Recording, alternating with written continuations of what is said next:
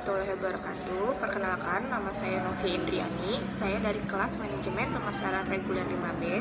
Di sini saya akan menjawab pertanyaan UAS mata kuliah Manajemen Kewirausahaan yang diampu oleh Bapak Dadang Priyono, SE MPA.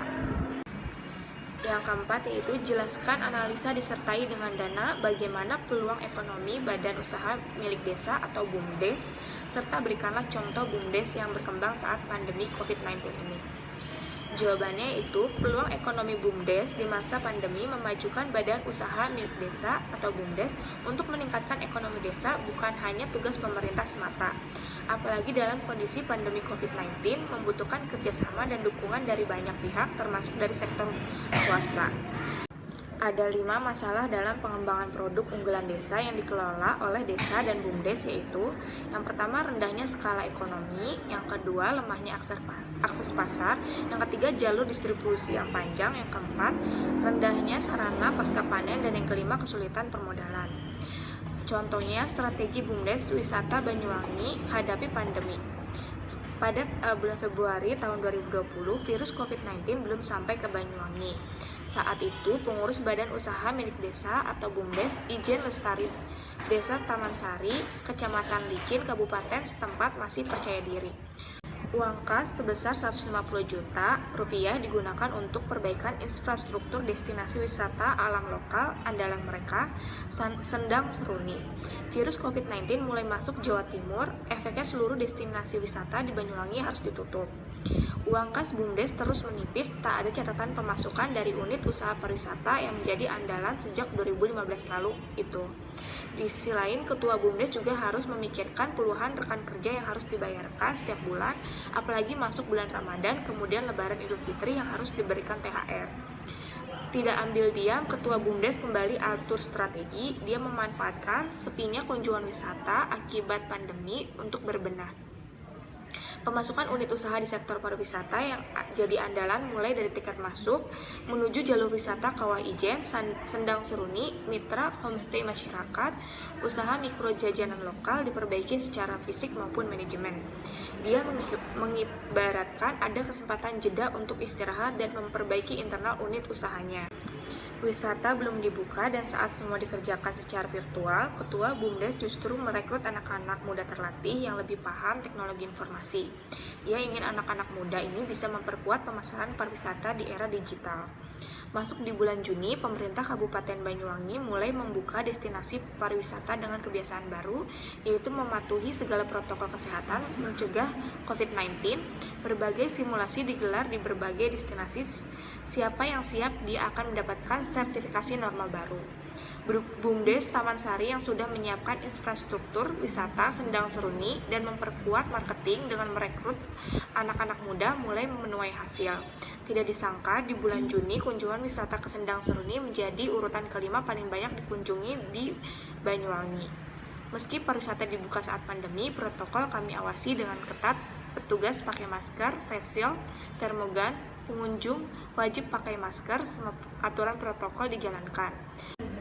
Bila sebelum pandemi rata-rata pengunjung mencapai 700 orang di akhir pekan, saat pandemi meski dibatasi dengan kuota tiket online, pengunjung bisa mencapai 800 orang per hari. Keuntungan meningkat saat pandemi. Di tahun 2020, saat di masa pandemi, sudah mendapatkan pemasukan Rp154.370.000, jauh lebih tinggi dibandingkan dengan tahun 2019 yang senilai Rp67.920.000. Meski di tahun 2020 tidak ada data pemasukan di bulan Maret, April, dan Mei karena wisata tutup akibat pandemi, sementara tiketing jalur wisata Kawah Ijen di tahun 2019 mencapai Rp612.855.000 dan di tahun 2020 turun drastis menjadi Rp271.020.000 hingga bulan Oktober. Sementara total pendapatan di tahun 2015 sampai 2020 di 3 unit usaha paling utama mulai dari tiket jalur masuk Kawah Ijen, wisata Sendang Seruni, dan Taman Terakota mencapai Rp3.162.935.000. Pendapatan tersebut tidak sepenuhnya masuk ke BUMDes, tetapi dibagi dengan pengelola unit usaha dengan 30% BUMDes dan 70% pengelola. Sama dengan Sendang Seruni, awalnya dikelola masyarakat karena kekuatan kelompok masyarakat terbatas, terutama dana, akhirnya mau bergabung dengan BUMDes untuk mendukung skema 30/70. Sementara tiketing, pemerintah desa mendapat 40% untuk pendapatan asli desa, PADES, dan 60% untuk BUMDes. BUMDes memberikan pemasukan ke desa setiap bulan senilai 3,5 juta rupiah pada tahun 2020. Jumlah tersebut terus meningkat dibanding tahun sebelumnya. Sudah diatur 40% jadi PADES karena masih rintisan, sehingga ada toleransi semampunya. Pada tahun 2015 1 juta per bulan, pada 2017 dinaikkan menjadi 1,5 juta, kemudian pada tahun 2018 menjadi 2 juta, tahun 2019 menjadi 2,5 juta, lalu pada 2020 kami mampu memberikan 3,5 juta rupiah. Tidak hanya untuk PADES, BUMDes juga memberikan bantuan sosial rutin ke kegiatan sosial masyarakat.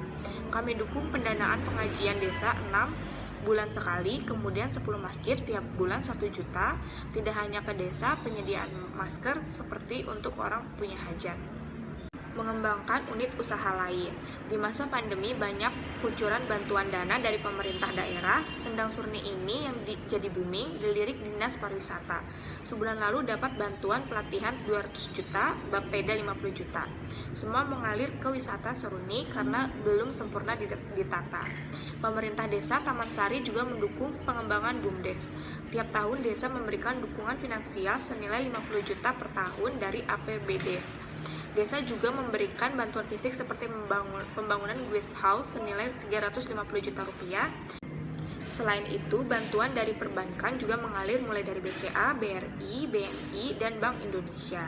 Upaya tersebut juga terbantu dengan kondisi pemerintah desa yang sedari mula sudah menjadi percontohan penerapan Smart Kampung, sebuah sistem pelayanan publik yang terintegrasi secara online antara desa, kecamatan, dan dinas-dinas. Tahun 2019, Kementerian Desa juga memberikan bantuan program inovasi inkubasi desa senilai 1,2 miliar rupiah untuk membangun infrastruktur sarana kopi, lapangan futsal. Tahun 2021, BUMDes Taman Sari melirik sektor pertanian dan perkebunan kopi. Sebanyak 60% masyarakat Taman Sari menjadi petani kopi, sementara untuk penjualan masih bergantung pada tengkulak. BUMDes juga akan mengembangkan pertanian organik. Terdapat 10 hektar pertanian organik beras merah yang butuh mendapat edukasi. Memberi manfaat dan menjaga kepercayaan publik, pengurus BUMDes Taman Sari sadar kepercayaan masyarakat terhadap kinerja mereka sangatlah penting, terutama persoalan manajemen keuangan. Sekali tidak percaya, maka publik bisa menarik diri dari dukungan. Dari situ, BUMDes selalu mengedepankan beberapa dampak ekonomis bagi masyarakat dari setiap unit yang mereka jalankan. Soal keuangan, Ketua BUMDes tidak mau ambil risiko. Mereka mencoba transparan mungkin kepada masyarakat. Akhir bulan November 2020, BUMDes Taman Sari bakal membuka data secara online khusus untuk warga Taman Sari. Sekian jawaban dari saya, kurang lebihnya mohon maaf. Wassalamualaikum warahmatullahi wabarakatuh.